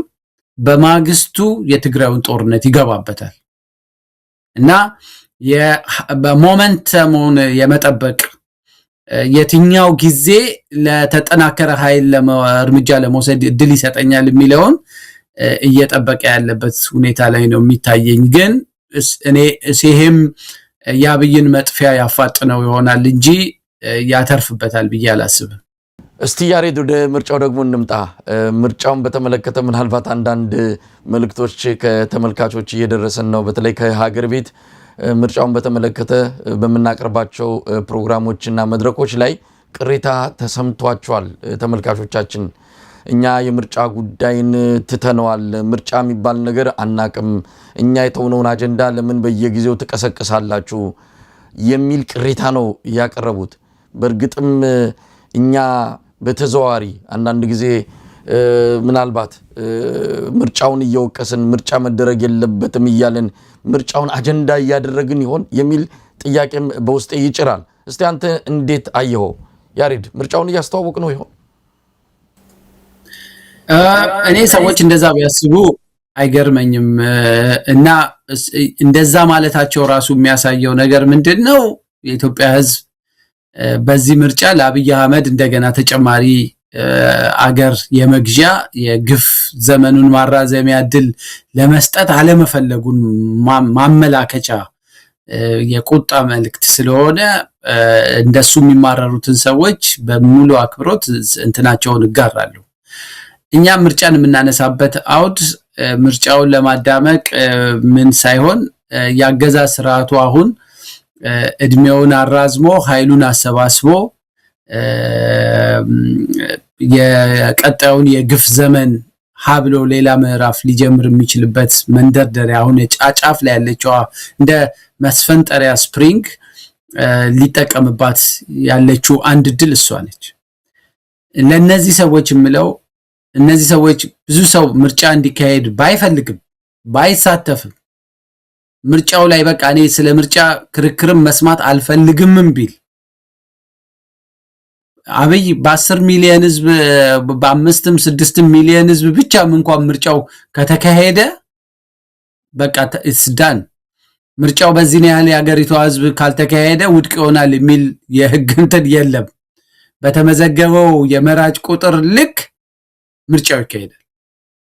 እኛ ልንሰማው ወደድንም ጠላንም እኔ ቦይኮት አልፈልግም ብል ለዚሁ ተብለው የተፈበረኩ የተዘጋጁና ወዳጅ ደግሞ ተለጣፊ ፓርቲዎች ኮዲው ወንበር የተዘጋጀላቸው የምክር ቤት ወንበር በስማቸው በቁጥር የተመደበላቸው ተቃዋሚ የሚመስሉ ኃይሎችና ዝም ብለው ደግሞ የአገዛዝ ስርዓቶቹ ሁሉ የሚፈጥሯቸው የየክልል የምናምን በተለያየ ብሔር ስም የሚፈጠሩ ፓርቲዎች አሉ። ለምርጫ 6 ወር ሲቀራቸው ፖፕ አፕ የሚያደርጉ እነሱን ተጠቅሞ በተመዘገበው ሰው ብቻ አስፈራርቶ አታሎም ምርጫውን አብይ የሚፈልገው አሁን ሰላም ብቻ ነው እንጂ ሰማኸው አልሰማኸው ተመዘገብክ አልተመዘገብክ ጥቂት ሰዎች ከተመዘገቡለት በቂው ነው ይሄን ምርጫ ለማድረግ። ስለዚህ እኛ ደጋግመን ስለ ምርጫ የምናወራው እቤታችሁ አኩርፋችሁ ስለተቀመጣችሁ ብቻም ምርጫው ይዞ ሊመጣ የሚችለውን አደጋ አታስቀሩትም። ይልቅ አክቲቭ ሲቲዝን በመሆን ይሄ ምርጫ እንዳይካሄድ ማለት ህዝባዊ እንቢተኝነት በሰላማዊ ህዝባዊ እንቢተኝነት የኢትዮጵያ ህዝብ ቁጣውን በመግለጽ እኛ አሁን ምርጫ አይደለም የምንፈልገው፣ ጦርነቱን አቁምልን፣ ሰላም አስፍንልን፣ የተረጋጋ የፖለቲካ ምህዳር ይፈጠር። ዜጎች ያው ትግራይ ውስጥ እኮ የመጠለያ በጦርነት ምክንያት ተፈናቅለው መጠለያ ካምፕ ውስጥ ያሉ ሰዎች በመቶዎች የሚቆጠሩ ሰዎች በረሃብ በሕክምና እጦት መሞታቸው ሪፖርት እየተደረገ የትግራይ ህዝብ ሙሉ በሙሉ ምርጫ ውስጥ አይሳተፍም። የአማራ ክልል ውስጥ ምርጫ ስለማይካሄድ አማራ ክልል ያለው ህዝብ በምክር ቤት ላይ ወከል ነው ማለት ነው። በከፊል ኦሮሚያ ክልል ምርጫ ሊካሄድ የሚችልበት አውድ አይደለም ያለው። ስለዚህ ከምርጫ ማስፈን የዲሞክራሲያዊ ምህዳሩን ማስፋት የሽግግር ስርዓት መፍጠር ነው የሚያዋጣው ብሎ ይሄ ስለ ምርጫ መስማት አልፈልግም የሚለው ወገን አልፈልግም ብሎ ስለተቀመጠ መፍትሄ አያመጣም። ይልቅ ከምርጫ በፊት የሽግግር ስርዓት ነው ኢትዮጵያ ውስጥ የሚያስፈልገው ብሎ ወደ ህዝባዊ እንቢተኝነት መግፋት መቀላቀል ትንቅንቅ መታገል ያስፈልጋል፣ መቃወም ያስፈልጋል። እሱም ማድረግ ስትችል ነው ይሄ ምርጫ መስማት የማትፈልገው ምርጫ ከሚያመጣው ጣጣ አገሪቷንም ራስንም ቤተሰብንም ልጆችንም የልጆችንም ተስፋ መታደግ የምትችለው መሳይና ይገባኛል። የሰዎቹ ፍረስትሬሽን ብስጭታቸው ይገባኛል። አዎ ምርጫ ስለ ምርጫ የሚወራው የዲሞክራሲያዊ ምህዳር ባለበት ነፃና ፍትሃዊ ፉክክር በሚካሄድበት እንጂ የአፈና ስርዓትን ለማጽናት አይደለም። ግን በአምባገነን ስርዓት ውስጥ እንኳን ከሚካሄደው ምርጫ ኳሊቲው የወረደ እና ኢትዮጵያን ሌላ ቅርቃር ውስጥ የሚከት መስፈንጠሪያ ስለሆነ ያንን ማስቆም ያስፈልጋል። ያን ማስቆም የሚቻለው ደግሞ በህዝባዊ እንቢተኝነት ነው እንጂ በሌላ ትግል ያልተደገፈ ምርጫን አልሰማም የሚል ኩርፊያ ምንም አያመጣም። ዝም ብሎ ኩርፊያ ነው የሚሆነው። መሳይ ያሬድ እንግዲህ ወደ አንዳንድ ጉዳዮችን እንምጣ። ከምርጫው ጋር ተያይዞ ሰሞኑን የተሰሙ ነገሮች አሉ። ምናልባት አገዛዙ ምርጫው በሰው ዘንድ ትኩረት ስላላገኘ አንዳንድ እንግዳ የሆኑ ነገሮች አሁን ሰሞኑን እንደምናየው የሆኑ አርቲስት የሆነ አንድ ለየት ያለ ሰው እንደዚህ አይነት ነገሮችን በማምጣት ሰው ትኩረቱን እንዲሰጥ ከዋናው የምርጫው ትክክለኛ ነው፣ ህዝብን ለውጥ ያመጣል፣ ህዝብ የሚፈልገው ነገር ሊመጣ የሚያስችል መንገድ ነው ምርጫ ማለት። ምርጫው ታማኝነት አለው፣ ዲሞክራሲያዊ ይሄ አይደለም ጉዳዩ። እዛ ምርጫ ውስጥ የሚገቡ ሰዎች ማንነት በተለይ አሁን አርቲስቶች ምናምን ገቡ ከተባለ ጋር ተያይዞ የህዝቡን ትኩረት ይወስዳል። በዛውም ሰው ስለ ምርጫ መወያየት ይጀምራል። ምርጫ ሀገሪቱ ውስጥ እንዳለ የዘነጋም ካለ ትኩረትም ያልሰጠው ካለ እንዲሰጠው ያደርጋል ተብሎ እንዲህ አይነት እንጭፍጫፊ ጉዳዮች መጥተዋል። እሱ እንዳለ ሆኖ ምናልባት ይሄ በራሱ ለኢትዮጵያ ህዝብ ምኑ ነው? ለምርጫ ጀርባውን የሰጠ ማንም ይምጣ፣ አርቲስትም ይምጣ፣ አክቲቪስት እብድም ይምጣ፣ ጤነኛ፣ ዋናው ምርጫው ላይ ሰው እንዲህ አይነት አቋም ከያዘ ስለሌላው ምን አስጨነቀው የሚል ጥያቄ እንድናነሳ ያደርጋል። ሌላው አገዛዙ እያደረገ ያለው ነገር ነው። ምርጫን በተመለከተ እንደተሰማው ነው። ያንም እኛ ከውስጥ ባገኘነው መረጃ 85% አገዛዙ 15% ለተቃዋሚዎች ሊያድል እንደሆነ ከውስጥ መረጃ አግኝተን ይሄው ያንን የሚያረጋግጥ ነገር ነው እንግዲህ እየሆነ ያለው። ወደ 81 ወንበሮች አካባቢ ለተቃዋሚዎች ሊሰጥ እንደሚችል የተሰማ ነው። ብልጽግና በ464 አካባቢ የምክር ቤት ወንበሮች ላይ ነው እጩዎች ያቀረበው። ሌላውን ተቃዋሚዎች እንዲወስዱት አድርጓል። ስለዚህ እንዲህ አይነት ያለቀለት የቃቃ ጨዋታ የሚመስል የተበላ ቁብ ነው የሚባለው እንዲህ አይነት ነገር ነው ይዞ የመጣው። ይሄ ነገር ባለበት አሁን አማራ ክልል የምርጫ ካርድ ቢሮ አስቀምጧችሁ ሂዱ ተብለዋል። ወደ ቤታችሁ ይዛችሁ እንዳትሄዱ። ምንድነው እንዲህ አይነት ነገሮች እየመጡ ያሉበት? ካርድ ለማውጣት ማነው ደሞዝ ለመቀበል የምርጫ ካርድ መያዝ፣ ሴፍቲኔት ለማግኘት የምርጫ ካርድ መያዝ፣ ብዙ ነገሮች ነው። በመመሪያ ደረጃ በመንግስት መስሪያ ቤቶች ከበላይ የመጣ መመሪያ አለ። እስከታች ወርዷል መመሪያው። የምርጫ ካርድ መውሰድ ግዴታ ነው። ምናልባትም የሥራ ዋስትና ሁሉ እስከ ማጣት ሊያደርስ ይችላል ምርጫ ካርድ ካልወሰዱ። ብዙ ቦታዎች ግርግር ነው። አሁን የአዲስ ስታንዳርድንም ዘገባ እየተመለከትኩ ነበር። በኦሮሚያ ክልል ሰው እንኳን አይደለም ለምርጫ ለመመዝገብ ለመውጣት በሰላምም እንደው ለራሳችን ለህይወታችንም ወጥተን መግባት አልቻለም እንኳን ለምርጫ እንቅስቃሴ ለማድረግ የሚል ነው። ራሱ አገዛዙ የምርጫ ታዛቢዎችን፣ የምርጫ አስፈጻሚዎችን፣ እጩዎችን ጭምር በአንዳንድ አካባቢዎች ስማቸውም ፎቶአቸውም እንዳይገለጽ አድርጓል። እንግዲህ ይሄ ነው ምርጫ ተብሎ እየተካሄደ ያለው። አንዱ ምን አስታወስከኝ፣ ያለፈው ምርጫ ብርቱካን ኮሚሽነር ሆና የመራችው ምርጫ ላይ ኦሮሚያ ክልል ልክ ሁሉም ጠንካራ ተቃዋሚ ፓርቲዎች ቦይኮት ሲያደርጉ ያገዛዝ ስርዓቱ ምን ስጋት ነበረበት? በቃ ሰው አብሮ ከነሱ ጋር ያድምብናል እና አይመዘገብም የሚል ስጋት ነበራቸው። እና ኦሮሚያ ክልል ውስጥ ምን ተጀምሮ ነበር መሰለክ? በቀን ውስጥ በሁሉም ከተማዎች ማለት ይቻላል በየመንገዱ በመንደር ከተሞች ምናምን ሁሉ የመታወቂያ ፍተሻ ይደረጋል። እና የሚጠየቀው የነዋሪነት መታወቂያ አልነበረም፣ የምርጫ ካርድ ነበረ። እሱን ካልያዝክ ትታሰር ነበር። ስለዚህ ፍተሻው የምርጫ ካርድ ይዛሃል ወይ ነው። በቃ በየቦታው ፍተሻ ይደረጋል። ኬላዎች አሉ። በየከተሞች ውስጥ ፍተሻዎች ይደረጉ ነበረ። የምትጠየቀው አቆማው መታወቂያን አይደለም የሚጠይቁ፣ የምርጫ ካርድህን አሳይ ትባላለህ። ከሌለህ ለምን አልተመዘገብክም ትባላለህ። እና ሰዎች እየተወሰዱ ይታሰሩ ነበር። ስጋታቸው ምንድነው? ሰው አብሮ ካደመ ቦይኮት ካረገ ኦሮሚያ ክልል ውስጥ ምርጫ ማድረግ አንችልም የሚል ስጋት ነበራቸው። እና አንፎርቹኔትሊ ምንድነው የሆነው? ያኔ የተቃዋሚዎቹ አኩርፈው ሲወጡ ህዝቡን ቀድመው ህዝቡ ላይ አልሰሩም ነበር። ህዝቡ ቀስቅሰውታል፣ ግን ህዝቡ እኛ የምንወስደውን ውሳኔ ተከትለህ ጠንክረህ ውጣ ምናምን ብለው ስላልሰሩ ያገዛ ስርዓቱ አብዛኛውን ሰው አፍንጫውን ይዞ እንደ መታወቂያ ሆነ ማለት ነው። የነዋሪነት መታወቂያ ተደርጎ ትጠየቅ ነበር በየቀበሌው፣ በየመንገዱ፣ በየኬላው፣ በየትራንስፖርት ቦታው፣ በየምኑ ሁሉ ለማናቸውም አገልግሎት ኦሮሚያ ክልል ውስጥ የምርጫ ካርድ ትጠየቅ ነበር። እና እሱን ሲስተም ነው አሁን አማራ ክልልም ብዙ ቦታዎች በተለይ ፋኖ የአባን ጥሪ ካደረገ በኋላ ሰውን ወደ ምርጫ አይሄድም ብለው ስላሰቡ፣ ግን ይሄ ነገር አዲስ አበባ ምንም ሊደረግ ይችላል።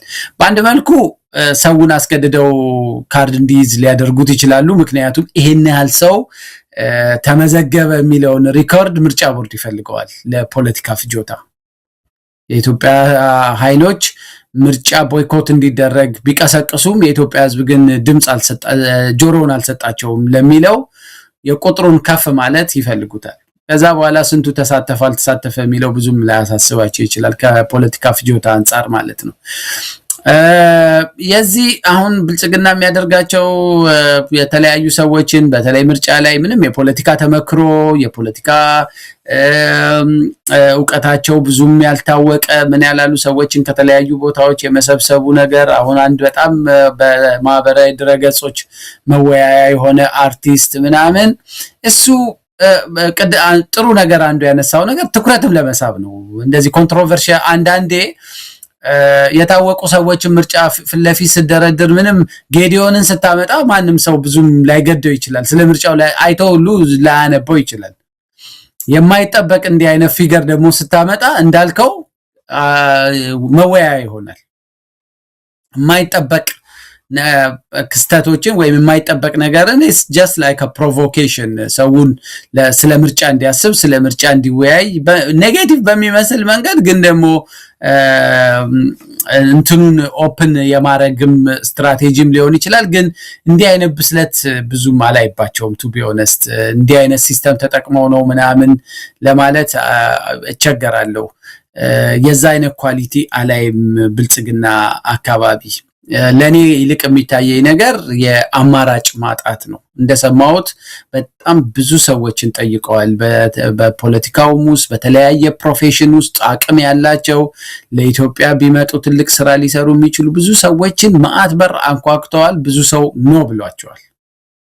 ባለኝ መረጃ ብዙ ሰዎች ተጠይቀው እጩ ራሳቸውን ብልጽግናን የሚደግፉ በተለያየ ጉዳይ ላይ ብልጽግናን የሚደግፉ ሰዎች ሆነው ብልጽግናዎች እጩ ሁኑልን ብለዋቸው ሰዎቹ ኖ ብለዋል። እንግዲህ አንድም ከሚወድቅ ዛፍ ላይ መንጠልጠል ያበደ ሰው ካልሆነ አያረገውም። ያንንም አይተው ያገዛዝ ስርዓቱ ብንደግፈውም እየወደቀ ከሆነ ለምን ላለቀ ሰዓት ራሳችንን እናስፈርጃለን፣ በህዝብ ስለምን እንጠላለን የሚልም ስጋትም ይመስለኛል። ብዙ አቅም ያላቸው ሰዎች ኖ ብለዋቸዋል። በዛ ምክንያት ያገኙትን ነው። ለምን አርቲስት ሆነ የሚል ጥያቄ ምን የሚነሳ አይመስለኝም። ለምሳሌ ኡጋንዳ የሙሴቪኒን ቻሌንጅ ያደረገው ከአንድም ለሁለተኛ ምርጫ ጊዜ ቻሌንጅ ያደረገው ቦቢ የሚባለው ሰውዬ አርቲስት ነው፣ ዘፋኝ ነው፣ የፖለቲካ እንትን የለውም። ግን በደንብ አድርጎ ነው ቻሌንጅ ያደረገው ሙሴቪኒን። ይሄኛው ግን ለአገዛዝ ስርዓቱ እጅህን እያወጣ ቮት ለማድረግ ለአገዛዝ ስርዓቱ ለመታዘዝ የምታደርገው የምክር ቤት ምርጫ ስለሆነ እነዚህ ሰዎች አንድ ፕሮፌሰር የሆነን ሰውዬ መርጠህ እዚህ አርቲስቱ ያለበትን ቦታ ላይ ብታረገው ይሄንንም አርቲስቱንም ብታስቀምጠው ውጤቱ ያው ነው ለብልጽግና። ምክንያቱም የሰዎቹን ዕውቀትና ልምድ ለመጠቀም አይደለም። አብይም ማናቸውም የሚያዘጋጁትን ሰነድ እጃቸውን እያወጡ እንዲያጸድቁ እንዲያጨበጭቡ ብቻ ነው የሚፈልጉት። ሌላ ኮንትሪቢዩሽን የላቸው፣ ቁጥር ማሟያ ነው የሚሆኑት። ስለዚህ አንድ በጣም የመጠቀ ፕሮፌሰርም ብታመጣው የብልጽግና ተወካይ ከሆነ በዶክተር ጌዲዮን ብሪሊየንት ሎየር ግን ለአገዛዝ ስርዓቱ ሰርቭ የሚያደርግ ስለሆነ ያንን የመሰለ አቅሙን ችሎታውን ለአንድ ወደፊትም በዓለም አቀፍ ሕግ በጣም አሰቃቂ በሆኑ ወንጀሎች ለሚጠየቅ ስርዓት የህግ ሽፋን የሚሰጥ የዲፕሎማሲ ሽፋን የሚሰጥ ሰው ነው። ስለዚህ በዶክተር ጌዲዮን እና በዚህ በአርቲስቱ መካከል ምን ልዩነት አለ? ምንም ልዩነት የለም። ሁለቱም ኢንስትሩመንቶች ናቸው ለአገዛዝ ስርዓቱ። ምናልባት ያኛው ከህግ አንጻር ከፍ ያለ አስተዋጽኦ ህዝብን የሚጎዳበት አስተዋጽኦ ሊጨምር ይችላል። እንደውም እንዲህ ያሉ ሰዎች እኔ አሁን ጌዲዮን የኢትዮጵያን ህዝብ የጎዳውን ያህል ይሄ አርቲስቱ የብልጽግና የምክር ቤት አባል ቢሆን ላይጎዳ ይችላል። ጌዲዮን እኮ በአዲስ አበባ የራሱ ጓደኞች ይተቹታል። እሱ ጋር ይድረሰው አይድረሰው አላቅም። የአስቸኳይ ጊዜ አዋጅ ድራፍት በኪሱ ይዞ ነው የሚዞረው እኮ ነው የሚባለው። አብይ በጠየቀው ጊዜ መጅረጥ አድርጎ ነው የሚያወጣው፣ ጊዜ አይወስድበትም የሚባል ሰው ነው።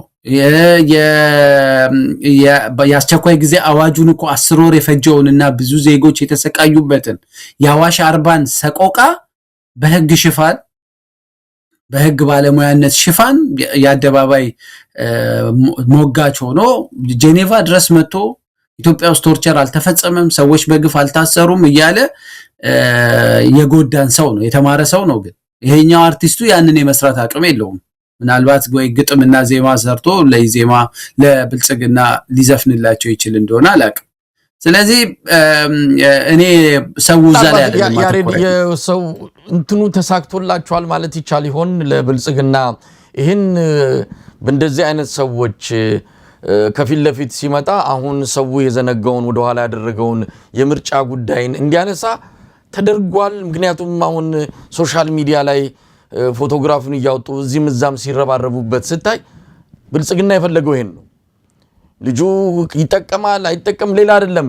ዋና አጀንዳ ሆኖ በተለያዩ ማህበራዊ መድረኮች እንደዚህ እኔ እናንተም በርግጥ እውነት ለመናገር ስሙንም ጠርተን በዚህ ጉዳይ ላይ እኔ እስካሁንም ያልኩት ነገር የለም። ስለማይጠቅም ስለማይረባ የብልጽግናን ቁማር ስለምናቀው ሌሎች ሳይረዱት ቀርቶ ነው አብረው በዚህ አጀንዳ በብልጽግና ዜማ እየደነሱ ያሉት። ጠቅሞታል ማለት እንችላለን። ይሄ መሆኑ በማህበራዊ ሚዲያ ላይ ትንሽ ትኩረት አግኝቷል።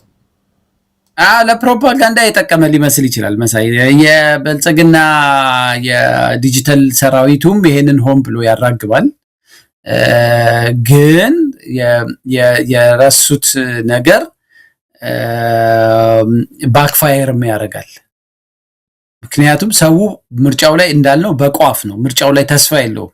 አሁን ደግሞ ጭራሽ እንደው በቃ እሺ ፓርቲው ላይ ተስፋ በቆርጥ እንኳን እገሌ ይሄ ሰውዬ በጣም የዳበረ ዕውቀት እናንተን ስላለው የሆነ ነገር ለውጥ እንዲያመጣ እንደው ሊመክራቸው ይችላል እንኳን የሚባል እጩ እንኳን ማቅረብ አለመቻላቸው ደግሞ አሁን የምርጫ ጉዳይ ውይይት እንዲሆን ቢያደርግም ድምጽ የአንድ ሳምንት ውይይት ነው። አሁን የዚህ አርቲስቱም የሌሎቹም ነገር ሌላም ከሱም ሌላ እንደው በጣም አወያይ የሆኑ አስቂኝ የሆኑ ካራክተር ያላቸው ገጸ ባህሪያቶች ሁሉ ቲክቶከሮችን ሁሉ እጩ አድርገው ቢያመጡ የአንድ ሳምንት መወያያ ይሆንላቸዋል።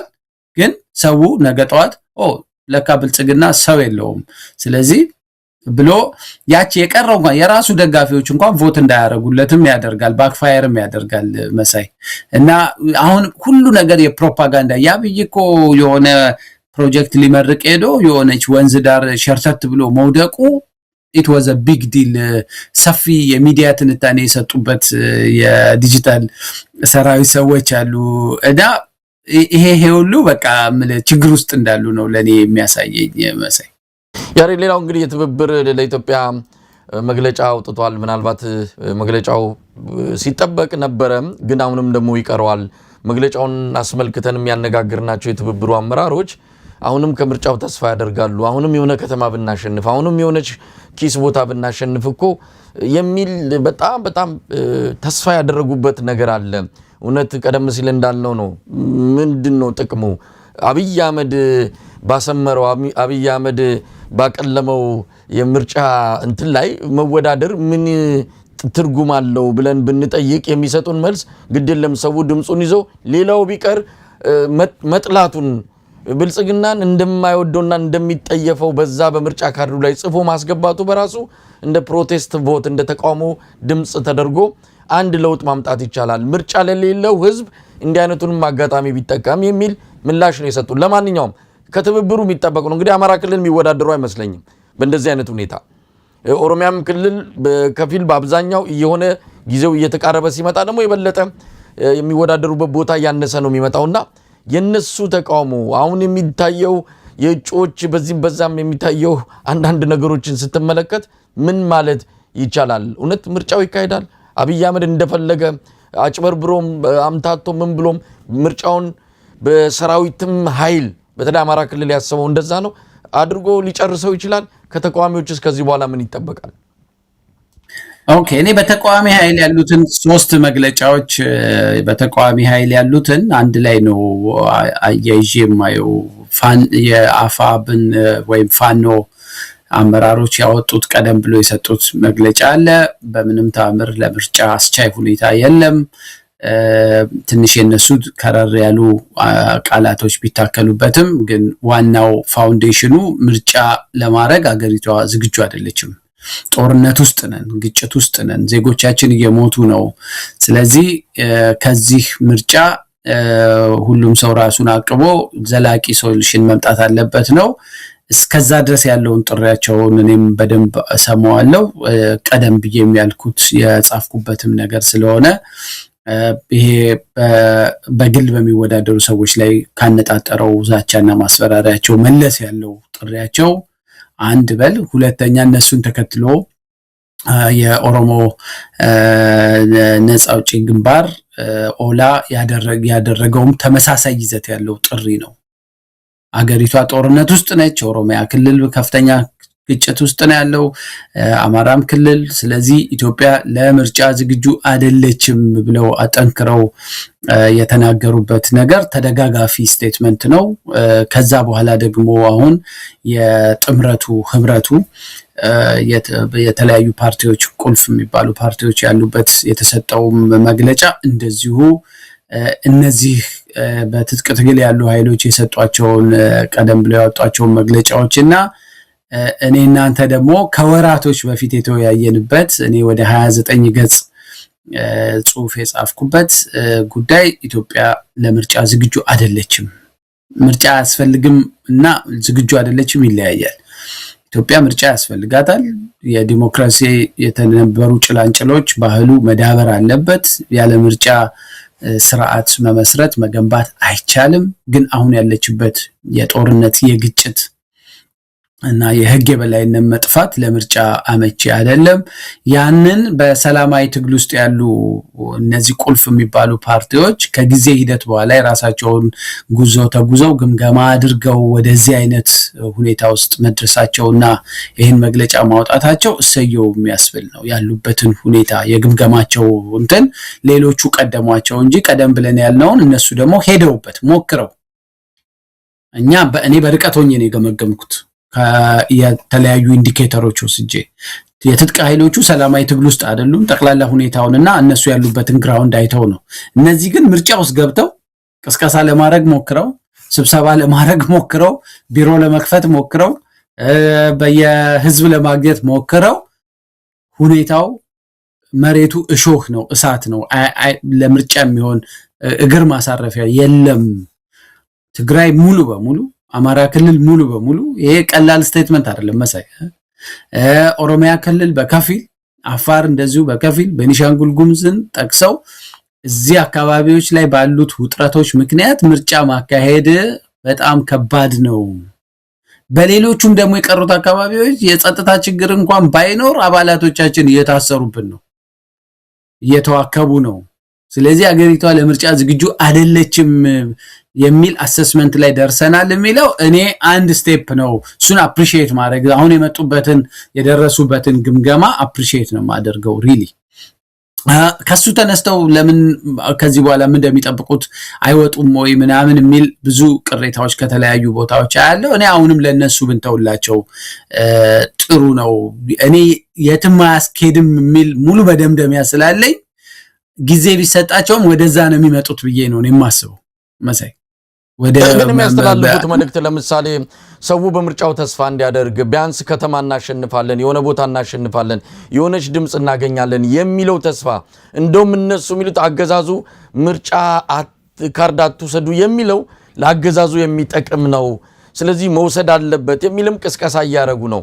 ይሄ በራሱ ትንሽ አሁን አንተም ከምትለውና ከኢትዮጵያ ካለው መሬት ላይ ካለው እውነታ አንጻር ሊሳካ የማይችል እንደሆነ እየታወቀ ሰውን በባዶ ተስፋ እንዲጠብቅ ሌላም የትግል አማራጮች ካሉ በእነሱ ህዝቡን ማነቃቃትና ስርዓቱን መፈተን ሲገባ ምርጫን ብቻ ካርድን ብቻ አስበው የዛን ቀን እንደውም የመጨረሻ ግቡ እኮ እንጠለዋለን ስርዓቱን የሚል ጽሁፍ ጽፈውበት እንዲያስገቡ አይነትም ነገር ነው የሚመስለውና ይሄ አሁን ህዝብ ከገባበት መከራ የኢትዮጵያ ህዝብ ካለበት የሉና አደጋ አንጻር የሚመጥን እርምጃ ነው ወይ? ህዝቡን አያዘናጋውም? እኔ ብዙም አያዘናጋውም ብዬ ነው የማስበው። ምክንያቱም ምርጫ ውስጥ ዞሮ ዞሮ አንድ ግረም እስካለ ድረስ አሁን እነሱ ካሉት ሌላ ልትል አትችልም። ሙሉ በሙሉ ስትወጣ ነው ቆፍጠን ያለ የሌላ የትግል መንገድህን አብረህ የምታውጀው እንጂ ምርጫ ውስጥ በቴሌቪዥን እየቀረብክ ቅስቀሳ እያደረክ ምን እያልክ አትመዝገቡ ምናምን የሚሉትን ነገሮች ልትናገር አትችልም። አሁን የመጀመሪያ የነበረው ገስቸራቸው ሲገቡ ታግለን ምርጫው ላይ የሆነ ኢምፓክት እናመጣለን ነበር። አሁን ሲያዩት እዚህ ድረስ ያለው የሀገሪቷ ሁኔታ የሚያስኬድ አይደለም የሚል መደምደሚያ ላይ ደርሰዋል። አንድ ስቴፕ ነው። ነገ በቀጣዮቹ ቀናቶችና በቀጣዮቹ ሳምንታት ውስጥ ደግሞ ሌላ አቋምና ሌላ ሪል ፌስ እንትኑን ይዘው የሚመጡ ማለት ያሉበትን እውነተኛ እንትን ደግሞ ገምግመው ይዘው የሚመጡ ይመስለኛል። ግን እስከዛው ድረስ ግን እነዚህ ነገሮች ተስፋ ካላረክ ኦኬ ትግራይም መሳተፍ አንችልም ካላችሁ፣ አማራ ክልልም መሳተፍ አንችልም ካላችሁ፣ ኦሮሚያ በከፊል አንችልም ካላችሁ ውጡ ካልካቸው አይ ደቡብ ላይም አንዳንድ ከተማ ደግሞ ያለው አንጻራዊ ሰላም ስላለ እንሞክር ነው። እንደኔ እሱን በመሞከራቸው ምን ለውጥ ያመጣሉ የምትለው ለኔ ሙሉ ሲስተሙ ስለሆነ የተበላሸው የአዲስ አበባ ምክር ቤትን አንድ ሰው ሙሉን ቢያሸንፍ እንኳን ኢትዮጵያ ውስጥ አይደለም በአዲስ አበባ ጉዳይ እንኳን ለውጥ ማምጣት አይችልም። ካስታወስክ የምርጫ 97 ልክ ቅንጅት ገና አሸንፏል ብዙ መቀመጫ ይዟል ሲባል የአዲስ አበባ ህግን ዞሮ አዲስ አበባ ለፓርላማው ስለሆነ ለፌደራል ምክር ቤቱ ስለሆነ ተጠሪዋ ህግ መቀየር ነው የጀመሩት። ወዲያው ፖሊሲ መቀየር ተጀመረ። ምን ተባለ? እና አንደኛ ሙሉ በሙሉ የትኛውን ቦታ ላይ አሁን ሊያሸንፉ የሚችሉበት አይደለም። ብዙ መቀመጫ እንኳን ሊያገኙ የሚችሉበት እድል የለም። እሱንም አሁን እንግዲህ በራሳቸው ግምገማ የሚደርሱበት ይመስለኛል። ሁለተኛ የአገዛዝ ስርዓቱ ለሚፈልጋቸው የገዢው ኃይል ተባባሪ ከሆኑ the so called opposition parties የይምሰል ተቃዋሚዎች ውጪ ለሌሎቹ ብዙ እድል የሚሰጥ አይመስለኝም። ግን እነዚህ ኃይሎች የራሳቸውን ውሳኔ እንዲወስኑ ነው እኔ መተው የምመርጠው።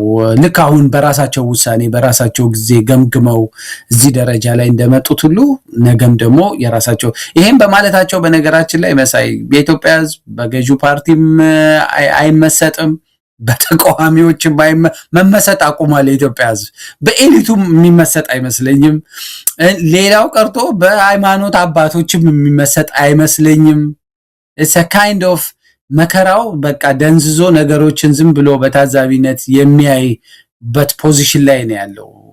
ኤኒ ታይም ወደ አንደኛው አቅጣጫ ቅድም እንዳልኩ በጎርፍ መልክ የሚፈስ በቋፍ ያለ እንጂ በፖለቲከኞች፣ በጋዜጠኞች፣ በሃይማኖት አባቶች፣ በአባገዳ፣ በአገር ሽማግሌ መመሰጥ ካቆመ የቆየ ይመስለኛልና ብዙም እኔ አያሰጋኝም። እነሱ ዛሬ የሚሏቸውን ነገሮች ሁሉ ሰምቶ ህዝቡ እንኳን አሁን እኮ መሳይ የ97ቱ ምርጫ ቅንጅትን የሚያክል የዛ አይነት ኃይል መጥቶ ብዙ ሰው አልመዘገብም፣ በፍጹም አንመዘገብም፣ ያገዛዝ ስርዓቱን አናምንም ምሁራኖች ቢኖሩ ብሎ እኛ የሲቪክ ማህበራት ማይክ እየያዝን በመጀመሪያ ምርጫ ቦርድን ጠይቀን መንግስትን ጠይቀን የመራጮች ጊዜ እንዲራዘም ከተደረገ በኋላ በየመንደሩ ነው እየሄድን የለመን ነው ሰውን እባክህ እና ንግግሬን አንድ ጎጃም ላይ የገጠመንን ከገበሬዎች ጋር ኮንፍሮንት ያደረግነውን ነገር ጠቅሼልህ ላቁም። ከምርጫ ጋር